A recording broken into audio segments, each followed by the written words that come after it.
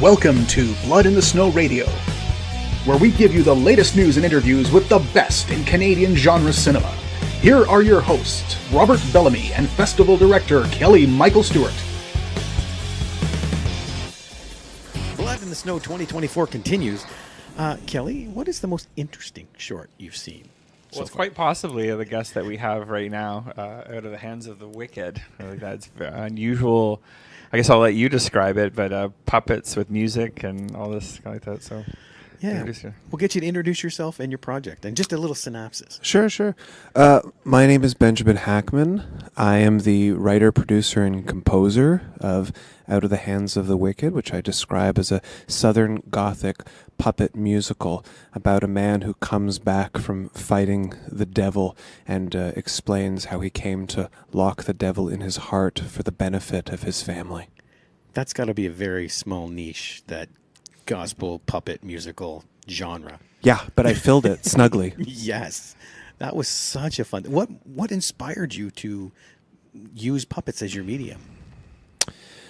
You know, it started from the music, and we wrote and recorded that work with my ensemble, the Holy Gasp, and put it out on the record, And the Lord Hath Taken Away. And we just thought that it made sense to sort of dramatize it. It had a sort of hoedown musical theater element to it, and I just thought it might be real funny to do it with puppets. I'd been experimenting with animation. Previous to Out of the Hands of the Wicked, I had made 2 animated films, and I just wanted to try a new medium, and puppets are so strange and frightening, and I thought that there was a good hybrid between horror and comedy within the song, and I thought that puppets, with their uncanny ability to look frightening while doing nothing, might bridge that gap well between horror and comedy and musical theater. So who knows where these things come from. Yeah, and it does straddle a lot of different genres. We were actually debating which program to put it in, because it could fit into so many different sizes. And so we end up going with the funny frights and unusual sights, kind of that too. We just had this kind of like we show a lot more of the more quirky, kind of more unusual kind of stuff like that in that category. But yeah, it could fit into the music, like it could be a music video, and then there are darker ones like that, because it's like that, and it does fit. And we really love stuff that kind of straddles between different kinds of genre elements and the blendings of it and stuff. And yeah, it's a really interesting film. I'm delighted that you enjoyed it. Yeah. How hard is it working with puppets? I don't think I'll do it again. You know, after doing 2 animations, like cartoons will do anything and everything you ask them to do, and they don't need to be fed or go to the bathroom, and they don't break. Puppets like break the second you look at them. And a lot of time is spent on shoot fixing them, which makes it extraordinarily difficult to get a sense of momentum. You know, sort of blue sky ideas of presenting the work as a live puppet show quickly were erased from our realms of fantasy when we realized that, I mean, they just asking them to do exactly what they're designed to do results in them breaking. And, you know, we worked with, I think, 9 puppeteers who were all seasoned puppeteers, and you know, I sort of asked them, like, what should we be prepared for? And they all said the same thing: puppets break. Like, apparently there are just warehouses of Miss Piggies and Kermits that are just demolished after every... Yeah, I heard something like Frank Oz goes through something like 6 Miss Piggies in a single episode of The Muppets. Like, they just get demolished. Wow. And unless you've got a very robust budget that allows you to pump out 10 extra heads, you can't exactly be careful with them and perform with them. So it's just part of it. I'm sure that there are all sorts of techniques and building strategies that result in them being built more robustly. But, you know, on a shoestring budget, on a one-day shoot, that's the displeasurable part of puppets. They're non-cooperative, even when the performers manipulating them are very talented and funny and make interesting performative choices. Very interesting. I did not know any of that. Yeah. No, I would have thought puppets would have been somewhat of the easiest. Oh, medium, I don't have to deal with actors and Yeah. Well, every puppet is at least one actor. That's true. And That's true. many puppets are 2 to 3. There you go. You know, if you're operating one hand and one mouth and you want a second arm to be manipulated, you need a whole other puppeteer there. Yeah. So it's not uncommon. I mean, I just saw Life of Pi, the Mervish production, which I don't recommend to anyone. I think it's a certifiable flop. And I'll fight anyone who says different. But I mean, there's like 5 puppeteers operating a single tiger. That's true. So Jabba the Hutt with 6 puppeteers. There you go. there you have it. Okay. I Yeah, guess they're that's true. complicated. They're complicated and they're expensive and they break your heart.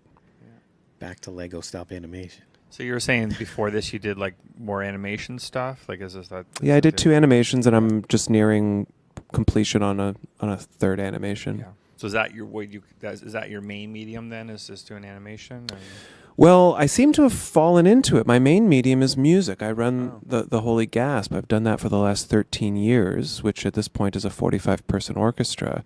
Wow. And, you know, I'm interested in telling stories through music, and it's not a far cry to move from storytelling through music to visualizing and creating cinematic narratives. And, yeah, so I'm moving more into animated musicals, I guess, is the direction I'm trying to move into. What style of animation do you use normally? 2D computer, but that's just what I've worked with so far because I've been working with a great company out of Barcelona called Alakinda. But, you know, I'm developing work on a feature-length animated musical right now. I don't know what animation company I'll work with or what styles of animation, but there's a lot of unexplored mediums and materials in animation, which unfortunately outside of the world of festivals is unknown to the general population. They're incredible works of art. I would even argue that they're some of the highest accomplishments of 21st century art, but because they have limited commercial interest, like many ambitious projects, they just become relegated to the ghettos of film festivals, which although can do wonderful programming, tend to be viewed by other filmmakers rather than general audiences. And puppet stuff is not dissimilar also. Once you leave the realm of children's entertainment, these things become nicher and nicher. I think that was the big drawback. Outside of festivals, animation is seen as children's television or whatnot. Well, at least in North America, yeah. Yeah. European, that sounds to be a lot different. Yeah. But, you know, I mean, Rita and I traveled to a few festivals in Europe and saw animation all over the place. And I mean, the animation is great and there's more interest, but it's still relegated to film festivals. The film festivals are just better attended. Right. Yeah. Right, yeah. Yeah, if you're trying to show That is a valid point. Yeah, because we do have a rich. It's interesting. We actually have a rich history of Blood in the Snow, both for animation and puppets. We've actually this is not the first. We had puppets in the second year of the fest. Oh, nice. We had quite a few. Well, yeah, Puppet Killer was one of the feature films there. That's right. Lisa. We had a couple. We've had a whole bunch of them with very like it's interesting how that you would not think. And then we have stop motion short this year. We played last night. And it's interesting. Yeah, it's interesting. It's like that we definitely, in the festival world, you see a much more diverse of different kinds of styles of telling stories that you just don't, like you're saying, doesn't really get out to the masses as much. And it's like that. So. Yeah, and not for any reason of inferiority either. No. It's often the case that the art being made is considerably more interesting and stretches the boundaries of our aesthetic conventions and what we consider appropriate, but they tend to be much more risky and interesting. Yeah. You mentioned you kind of fell into animation that you're doing with this. Was there another medium you'd like to try that you would, you thought you would be doing? No, I'd really like to pursue animated musicals.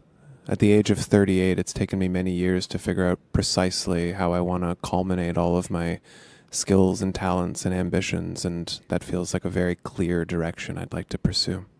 That's good. Because I know a lot of people get scattered and they go, I'm going to try this and stuff. But to know that, that is good. When you have that rich musical background, too, that you can bring into that. I think that's very interested to hear how that plays out. Thank you. Yeah. It's also a horror piece, so perhaps it'll find a home here. Yeah. I don't think we've played an animated horror musical. No, animated horror, yes. Yeah. Not musical. Yes. Yeah, Well. so that could be. Here comes the first one. I'm happy to titillate your listeners. Yes. Yes. Yeah, that too. So, what other projects do you have coming up? Well, The Holy Gasp just finished And the Lord Hath Taken Away, which was a 75-minute orchestral suite written for an ensemble of 45. We did a run at 918 Bathurst from November 7th to 10th. So that kept me real busy. No doubt. And the Holy Gasp also does a series called Be Me with the Holy Gasp, which Me is an acronym that stands for a meaningful encounter. So we ask very pointed, nosy questions to consenting adult individuals about the nature of their suffering and what it means to be alive, while a costumed performer named the Spectre of Death haunts them, and a band live scores their emotional journeys for the amusement of audience members. And we've done that live, and we're beginning to do that as a filmed project as well. Oh, that so sounds audiences awesome. can look out for Be Me with the Holy Gasp, probably coming to a YouTube channel near you. Oh, I like that. That sounds fascinating. Yeah. I do like that.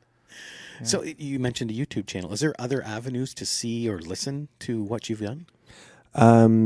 You can really find the Holy Gasp everywhere online music is streamed and stolen. Yeah. Most of our films are on YouTube, and all of our music is available through every major streaming platform. And if you're hip and feel cooler than other people in your friend circle, you can buy our music on vinyl as well from our Bandcamp. You can visit theholygasp.com for all sorts of merchandising desires. On vinyl. On vinyl, double colored vinyl, in fact. That is awesome. Yeah. That's coming back huge. I might be interested in that. I know, I have right? quite the vinyl collection. Oh, good. Yes. Oh, yeah. I would like to contribute to that collection. Yes. Yes. I actually had as a side note, we actually had filmmakers a few years ago put their soundtrack that played two films that played bits on one side. One side of the album was the one film, the other side was the other film from St. John's. Oh, that's Oh, excellent. that's fun. Yeah, so it's kind of I'd love to check that out. I love vinyl. I think it was last year I bought a Prince album for the first, Yeah. and it was clear. Nice. Yeah, I've never seen clear vinyl before. Ours is clear. Really? The double vinyl is the side A and B are clear, and the side C and D are gold. Oh. So if anybody tells I'm you looking at that you this. need to Yep. sell a certain amount of records to get a gold record, you can actually just purchase your own. There you go. I'm so there. Awesome. Thank you so much You're very for welcome. being on the show. Thank you for and having me. Good luck in the festival. Thank you so much. I can't wait to see how this is received. Oh, cheers. I appreciate that.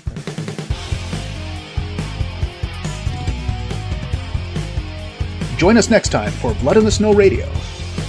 Bits Radio is a production of Three Evil Cats Productions in association with the Blood in the Snow Canadian Film Festival.